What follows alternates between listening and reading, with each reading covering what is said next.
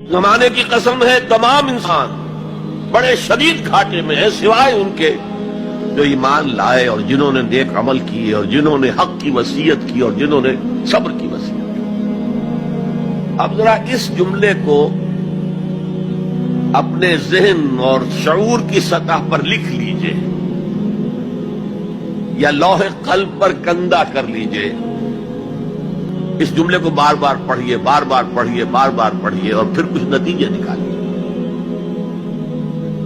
اس جملے میں کامیابی اور ناکامی کا ایک معیار ہمارے سامنے آ رہا ہے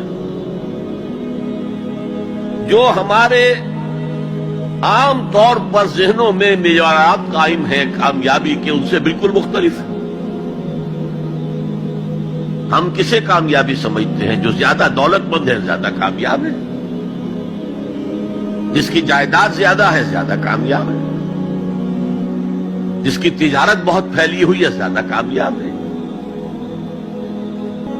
کامیابی ان چیزوں سے متعلق ہے ہی نہیں۔